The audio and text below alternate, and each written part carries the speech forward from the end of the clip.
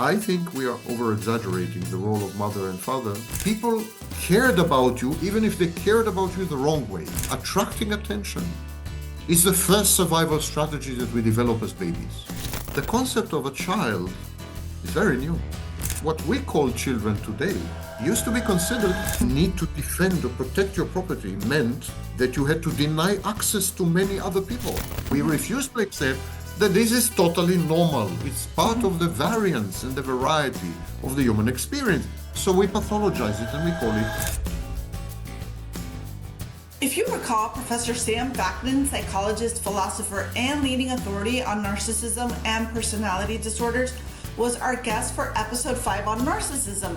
Our conversation covered so many topics, including this one, that we created an entirely separate one. In this deeply provocative episode, we explored the psychological implications of a 100-year experiment, a commune where children were raised without parents.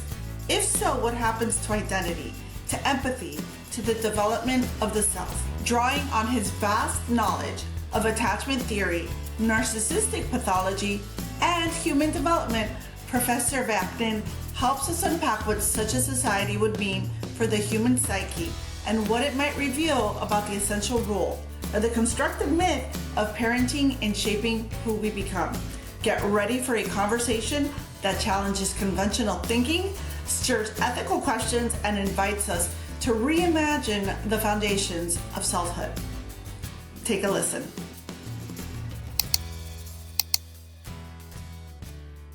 Do you think, would you say everyone has something to work on? Yeah. I think one of the major mistakes that we make as laymen and as professionals is the belief that psychotherapy is about fixing things. Not fixing things. Many people ain't broke, nothing to fix. It's not about fixing things. It's about optimizing. Optimizing. You have, for example, you have certain assets. You're making use of these assets, but you could make a better use of these assets. Right. So we teach you how. Or you have liabilities, and you give these liabilities too much power. So we teach you how to disempower these liabilities, these shortcomings, these vulnerabilities, these frailties, Or you didn't come to terms with something. And so we teach you how to come to terms with it. The overwhelming vast majority of therapeutic meetings, sessions in clinics and so on, is with mentally healthy and totally normal people. Overwhelming vast majority. There are many, many practitioners and clinicians who have never come across a psychotic person or a narcissist, even if they've come across a narcissist. They've never come across one, let alone a psychopath. Very few have come across a psychopath. It's not about broken people, damaged people, whatever. This is not a garage, and they're not mechanics. This is about showing you ways, structured ways, based on some evidence, hopefully, showing you ways to be a better version of yourself, more efficacious, more improved, more happy with who you are, or content at least, if not happy. Less maybe depressed from time to time, less. So it's tinkering. Most psychotherapy is about tinkering. When we come across total loss, like psychotic disorder or schizophrenia, psychotherapy is powerless. That's why we give medications. Psychotherapy with schizophrenia, for example, is pretty powerless. It was Freud who said that psychotherapy, psychoanalysis should never be used with schizophrenia. So when we come to really biological diseases, such as bipolar disorder, schizophrenia, autism spectrum disorder, these are neurobiological diseases, there, the role of psychotherapy is much diminished because psychotherapy is about healthy people. Right. And then we use medication, or we use techniques which are technically, we call them psychotherapy, but they're not. They're actually manipulative techniques in a good sense. We manipulate, for example, verbal skills, or we manipulate eyesight.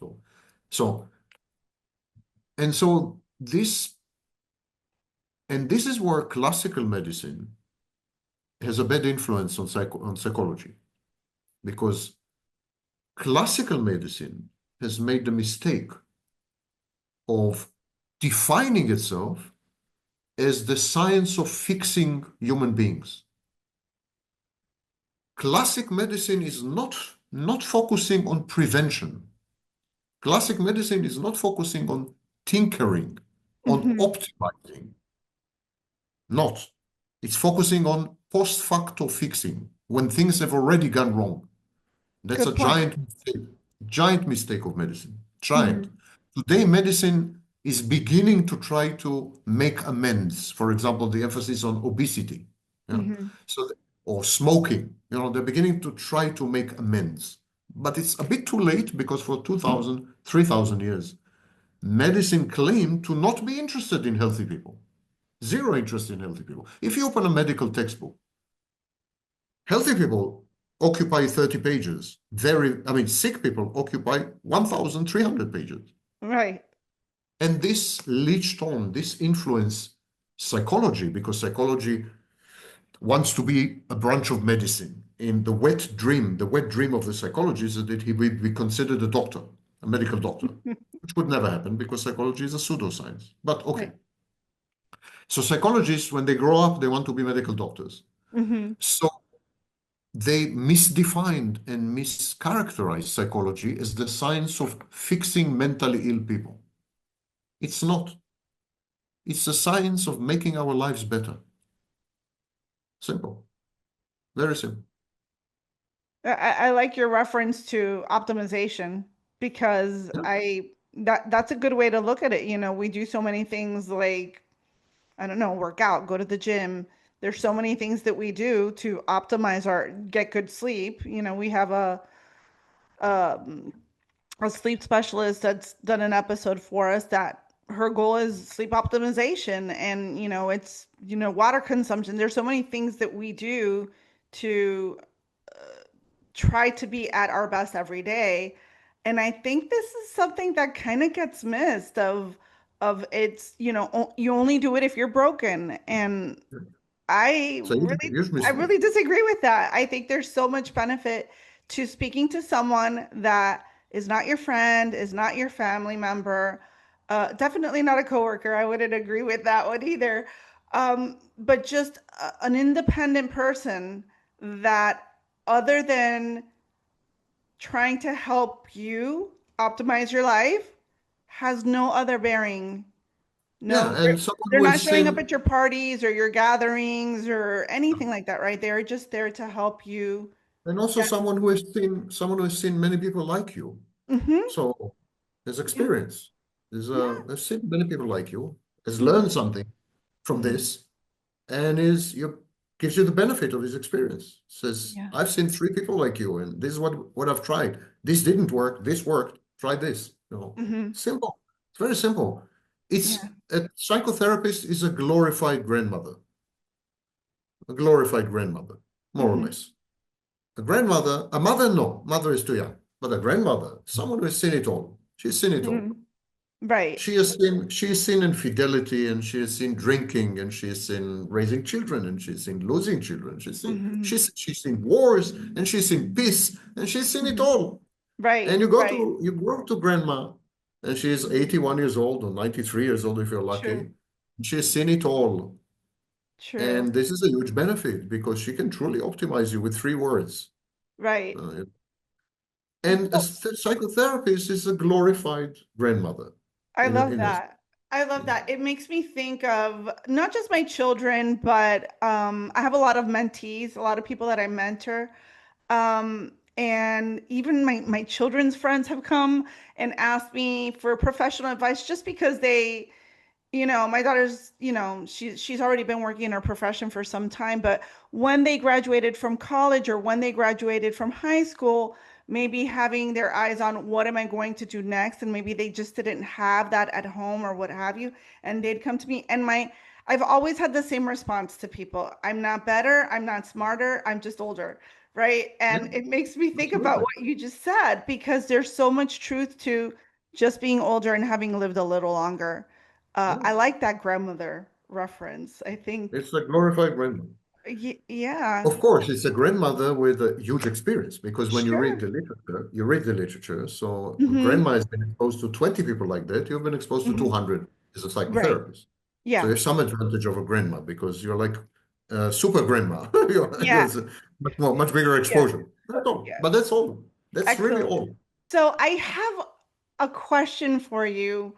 I like to study my guests before I have them on just to have different questions for them than what they're typically talking about. I want to, on the heels of you talking about being a glorified grandmother, you mentioned, going back to our original discussion, you mentioned that sometimes it's even better for children in their first 3 years not to be raised by a parent, by any of the parents, either the mother or the father or a family member, if I understood correctly, right? It should be others that will Mm, be in the child's life.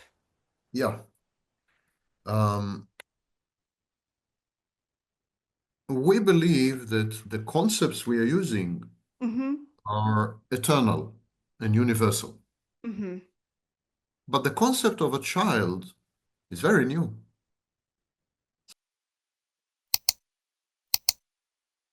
So a new invention.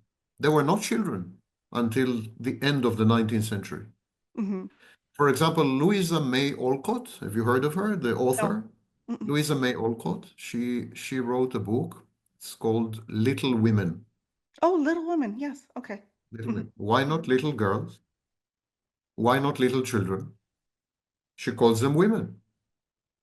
Charles Dickens, in his books, call boys little men. What we call children today used to be considered little men and little women. They're just little, but they're men and women. They're just small. There you go. That's all. That's the only difference, the size. Mm-hmm. So the concept of child and mother and so on is very new. Well into the 18th century, a mother was a very fluid thing. For example, you could be born to one, but you would be raised by someone else, some other mother. And there were special mothers, the mothers who gave you milk, breastfed you. So you were born to one mother, but another mother gave you milk, and both of them were your mother. Mm. And there was a third mother who raised you. That would be also a mother. A mother was not a single individual, it was a function. In the majority of cultures and societies in human history, there were no mothers. The child was raised by the collective. The Bible, for example, is not a misogynistic text.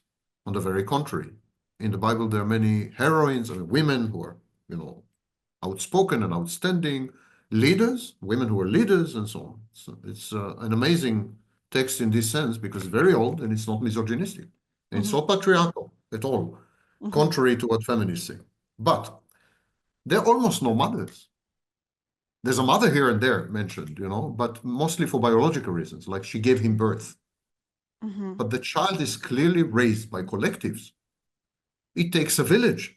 Famous saying, it takes a That's what it village to makes me raise a think child. of. Yeah. Mm-hmm. Yeah. Mm-hmm. I've lived in Africa for 4 years. Children are raised by villages.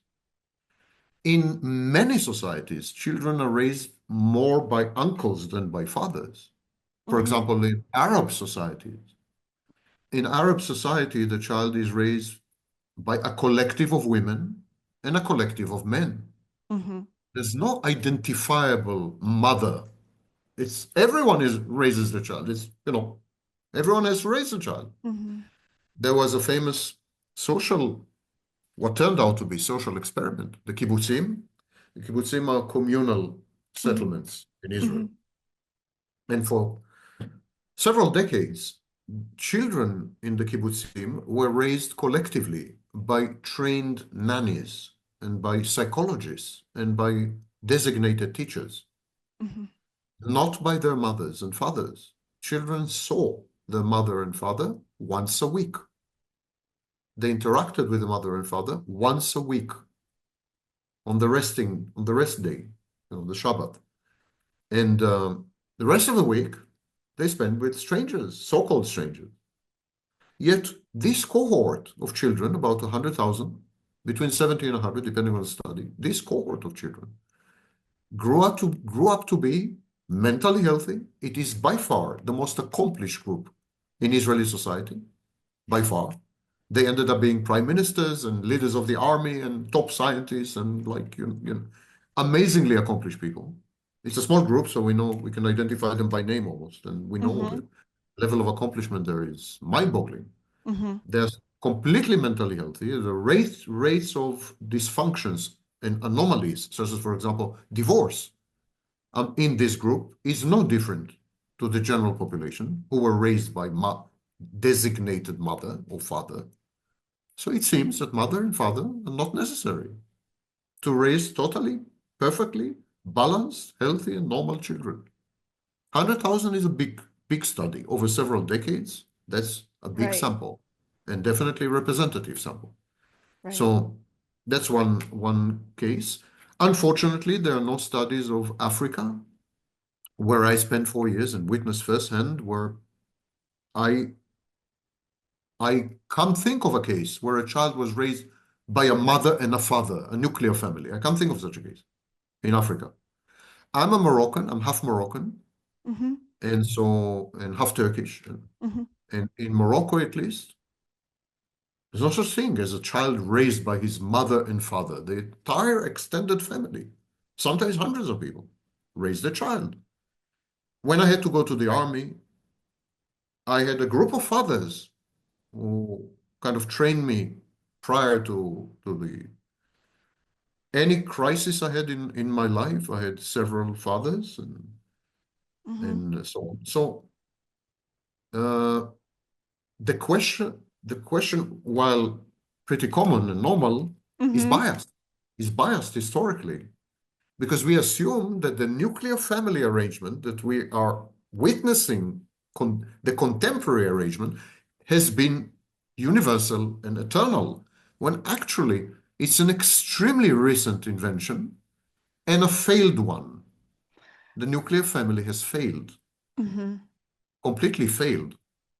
Consequently, 40% of children in industrialized countries are raised in single parent families. And children who are raised by or in nuclear families Mm-hmm. are actually worse off in many ways: mental health, drug abuse, substance abuse, alcohol abuse, I mean, you name it, delinquency, and so on.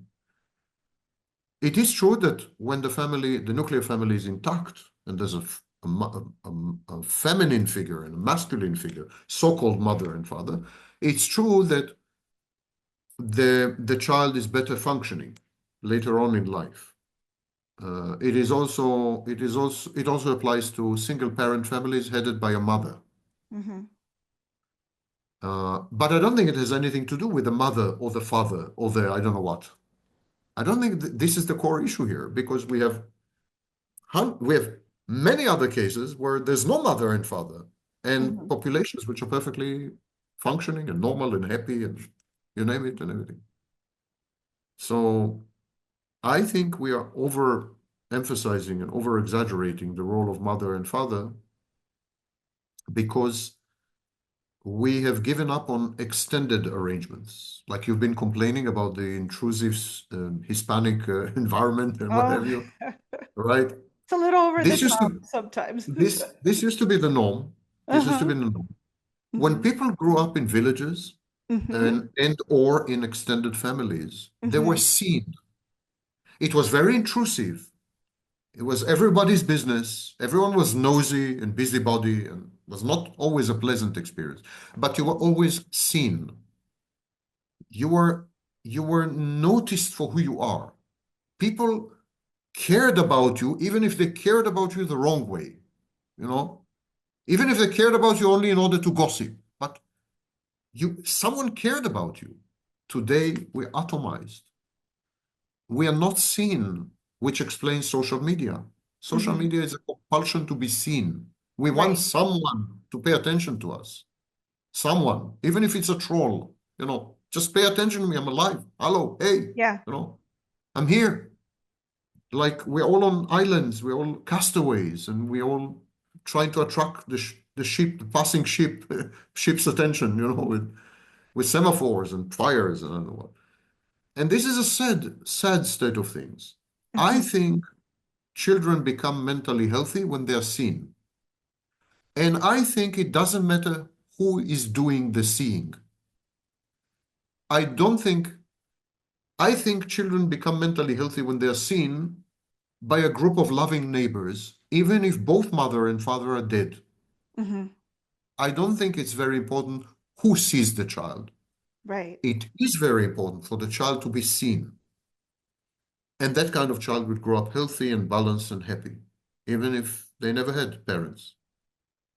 I think the main function of the parent is to see the child. So mothers see the child, fathers see the child. Even when you're pushing the child away, allowing the child to separate and so on, you're doing it in a way that conveys to the child, it's about you, it's not about me, it's about you. So Mm-hmm. it's a form of seeing the child. But if you were not there and a father is not there and so on, then there was just a grandmother and a grandfather who saw the child, or loving neighbors or good foster parents or whatever, Mm-hmm. they shouldn't be okay because they're seen. The big ill, the big problem in modern society is that there are too many of us. There's 8.3 billion of us, and it's very difficult to be seen. It's very I difficult would to agree with stand that. out. Mm-hmm. Very difficult to stand out. Very difficult to garner attention. Mm-hmm. Very difficult to, so people go crazy. They escalate. They go berserk in a desperate attempt to be seen. Listen, to be seen is a survival thing because as a baby, if you're not seen, you're dead. True. Babies from day 6, actually, from the 6th day, babies are hell-bent and totally focused on attracting attention. They smile at mommy and they do everything crazy and they cry, of course, and everything just to attract attention. Attracting attention is the first survival strategy that we develop as babies. Because if we fail to attract attention, there's a risk that we would die. We would not be attended to, no one will feed us, no one will. So this remains with us for life. We're babies ultimately inside, the inner child, whatever you want to call it. And so we believe in a kind of primitive way that if we are not seen, we're going to die. We equate not being seen with imminent death. And so it's a huge compulsion. It's terror, And when you're not seen, you would do anything to be seen. Anything. And social media, luckily, came along in this sense that it channels the need to be seen. Because if there were no such thing, people would kill each other in the streets just to Just to garner be seen. a headline, just to be Mm-hmm. seen. If at least by the police and the courts and the media, someone to see them finally. That's how I That, see it. So I don't think mothers and fathers are important. I think mm, being seen is important. I would say that is a very different take on parenting. It makes me think of so many things. It makes me think about um when you talk about how many people there are in the world right now, and then we're limited to mother and father. Why is that when we can truly have a village? I mean, I'm on the other side of the world. Where are you right now? Europe. You're in Europe? Okay. I'm on Miami Beach in Florida. Beautiful place. I wouldn't trade it for the world. But it's we're so big, we're so many people. And then we're confined to mother and father. This is a very different perspective. That's why we wanted to talk to you. Because it used to be that you were, it takes a village. And, I have a group of friends that this is how we try to approach things.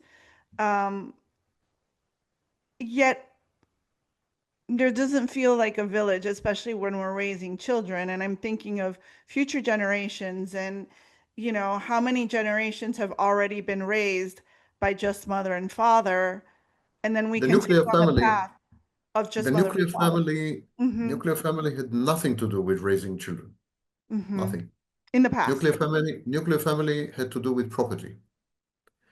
The nuclear family was created by people who Mm-hmm. wanted to secure that property will go to their own descendants and that it will be redistributed along the bloodline, along the Right. genetic heritage. Mhm. So the nuclear family was created recently. It's a recent invention. Mhm. Um, Up until not long ago, people could marry four women. Mhm. Women could marry multiple men in many cultures and societies. Uncles raised the children of the sister. Mhm. Their, you know, it Mhm. up until not long ago, I would say 19th century, the nuclear family was very innovative idea. For Mhm. example, in French society in the 18th century, it was perfectly acceptable to have what they called ménage à trois. That means two women and a man, or two men and Mhm. women. No? Mhm. Perfectly common arrangement, and everyone went out to dinner together, and everyone was happy, everyone was raising everyone's children, and so on. Mhm. The nuclear family, one male, one female, and the offspring, Mhm. this had to do with property. When people, when the feudal order, the feudal structures collapsed, people started to accumulate property. Because prior Mhm. to that, you couldn't own property. All your property belonged to the feudal lord. But when feudalism has collapsed and capitalism has emerged, people started to own property. Now, what to Mhm. do with the property? I'm going to die. Who am I going to give it to? I'm going to give it to my son. But how do I know that it is my son? How do I know that this is my son? Well, I need to marry a woman and I need to hold her prisoner. I need to hold her hostage so that I can be 100% sure that it is my son and pass on the property to him. And so this was all about property. The nuclear family, I have very eccentric views about many issues, so Mhm. bear with me, but I think the nuclear family has been a seriously bad idea. Seriously bad idea. For a variety of reasons. We could dedicate maybe another talk to it. And a recent idea. And I think it's falling apart because it was never meant to work and it had a lot to do with property, not with emotions, not with love, not with raising children, not with caring for them. All the wrong motivations, money, land, and who will inherit them. Mhm. As simple as that. And then, of course, if you create a nuclear family and it's all about property, you need to disassociate, you need to disengage from other people because they are threats. They can take your property somehow. Mhm. So you need to reject your family members, your friends, this created atomization. The Mhm. need to defend or protect your property meant that you had to deny access to many other people who Right. constituted a threat to your property after your death, post-mortem. Mhm. Right. It all became very defensive. The whole structure became extremely defensive. And suddenly you had property laws and intellectual property laws. These are new things. Copyright is a new thing, completely new thing, and so on. And so we invented the nuclear family. But it's dying, I'm glad to say.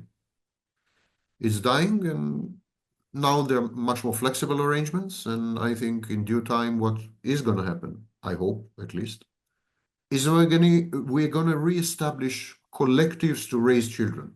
Mhm. How this is going to come about, I'm not quite sure. I think the internet will play a role, but I think ultimately we will outsource raising children to collectives. We will be involved in the collective, of course, we remain involved, but the collective will include multiple people. We've been doing this before. Schools. A school is a form of outsourcing child rearing to an expert called the teacher. So we've been outsourcing functions of the family. For example, we've been outsourcing health and medicine. We've been outsourcing education. We've been outsourcing. We've been hollowing the family. We've been emptying the family and handing functions over to experts. So today, our child spends a lot of time with teachers, and ultimately, what will happen is that all these people involved in raising the child, the teacher, the doctor, the medical doctor, and you, and the neighbors, and all of you will form informal collectives to raise the child. And I think that will contribute to the demise of the mental illness pandemic that is gripping humanity, and which I attribute to this unnatural way of bringing up children. That's how I see it. I don't find I that to think be very eccentric, actually. I would really agree with that because I can, if you study humanity, especially in the last 300 years, you can see how that's been playing out. And I do believe that I like how you referred to that as a pandemic because I would agree with that as well with the it is a mental illness pandemic. crisis. Mm. It's the more time goes by, the more it seems that there are so many people affected. Um, and It's a massive failure of psychology and psychiatry. hmm I mean, no one says that. It's right. politically incorrect to say this and so on.